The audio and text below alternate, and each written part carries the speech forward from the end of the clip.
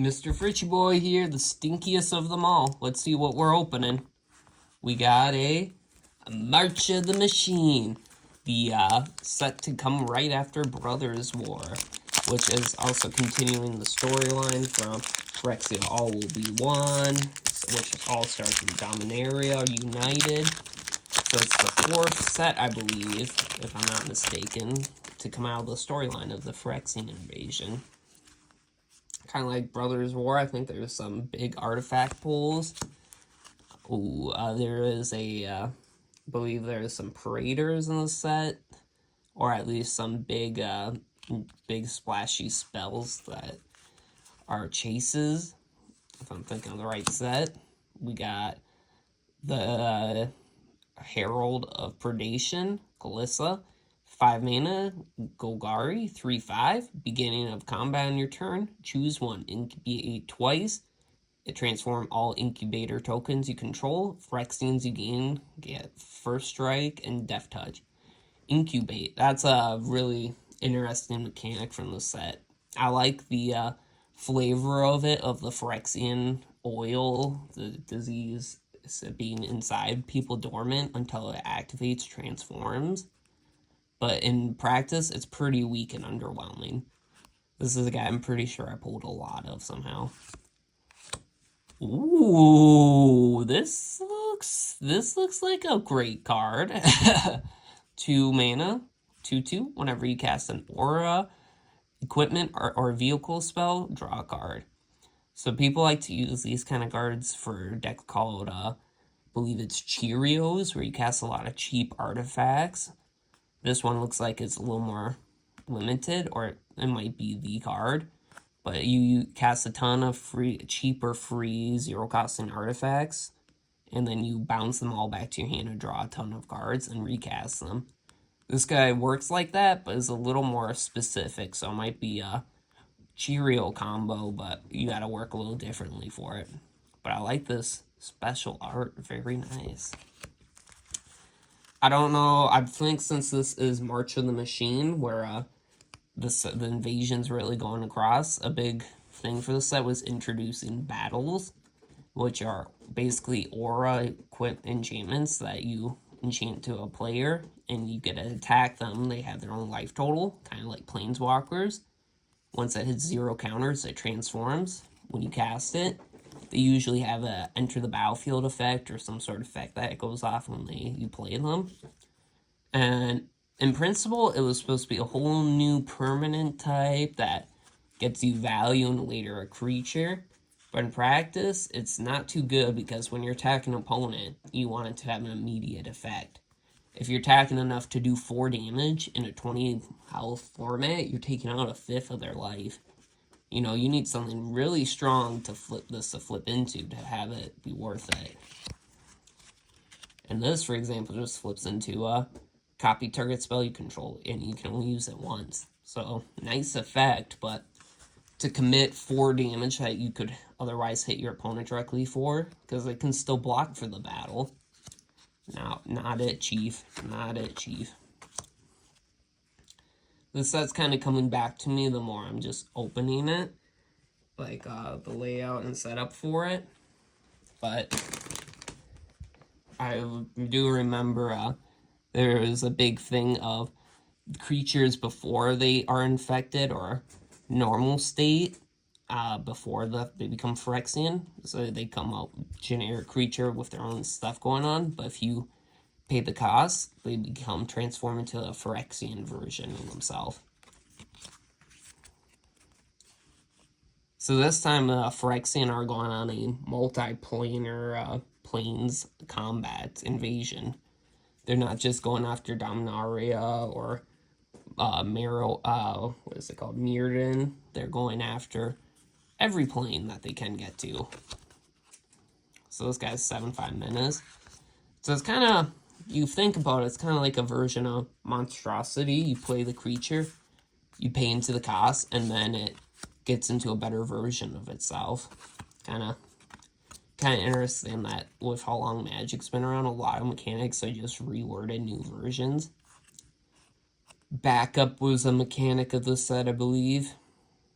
That gives another creature a bonus of what this guy has, of his effect, +1/1, and +1/1/1 counter. So kind of cool. It can let your guys with ETB effects or other effects go off.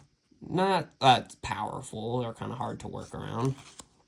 If you notice the lighting got worse, that's because my light just died. The battery died. Select this creature, draw a card. So when he enters, you can give two creatures, another creature, his effect of sack it, draw a card. So decent sacrifice fodder. Angelic Intervention. We've got the angels helping out in this invasion.